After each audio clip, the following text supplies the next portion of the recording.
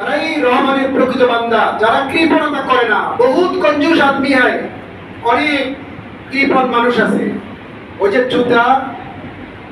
জুতা হাতে নিয়ে বল দাবা করে হাঁটবে, জুতা ক্ষয় হয়ে যাবে। ভয় গামছা ব্যবহার করবে না, গলায় ঝুলিয়ে থাকবে। তো এটা নগরগুলোতে এটার সংখ্যাটা খুব কম, এটা গ্রামে গঞ্জে হয়তো বেশি। বাট কৃপণতা কিন্তু সামগ্রিকভাবে কখন মানুষ দেখায়? যখন আল্লাহর দ্বীনের জন্য, মসজিদের জন্য সাদাকা করতে, যাকাত দিতে, যাকাতুল ফিতর দিতে মানুষ যায়, তখন মানুষ কৃপণতা করে। ওই যে দেখেন না, ইসলামিক ফাউন্ডেশন কি করে? ইসলামিক ফাউন্ডেশনের তালিকা দেয় যে মানুষের অর্থনৈতিক সক্ষমতার উপরে তারা যে কিসমিস দিলে এরকম এত টাকা, খেজুর দিলে এত টাকা, চাল দিলে এত টাকা, গম দিলে এত টাকা, হিসেব দেয় না? তা আমাদের বাঙালি মুসলিম মানুষ চেতনায় কি কাজ করে? সবচেয়ে কম রেট যেটা, এটাকেই মানুষ পেয়েছে। আরেকটা হলো কৃপণতা করে আল্লাহ দ্বীনের জন্য, আল্লাহর জন্য, কারণ এটা দেখা যায় না।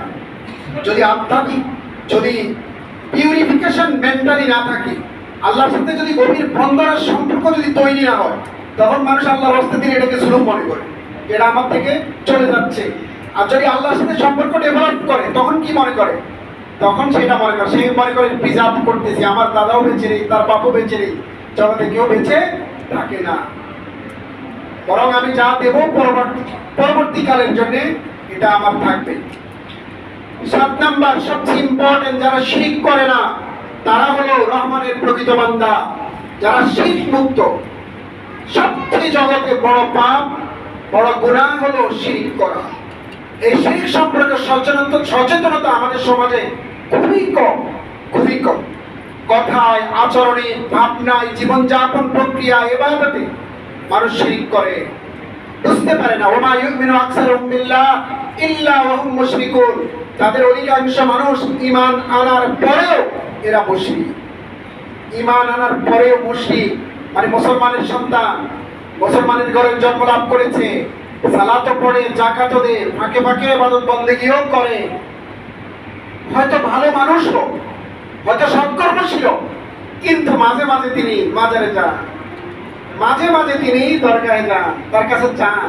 বিপদে পড়লে, আপদে পড়লে, সংকটে, মেয়ের বিয়ে না হচ্ছে, মেয়ে বিয়ে দিয়েছে, ভালো নেই, কষ্টে আছে, অথবা ভাইয়ের সাথে সম্পত্তির বিরোধ।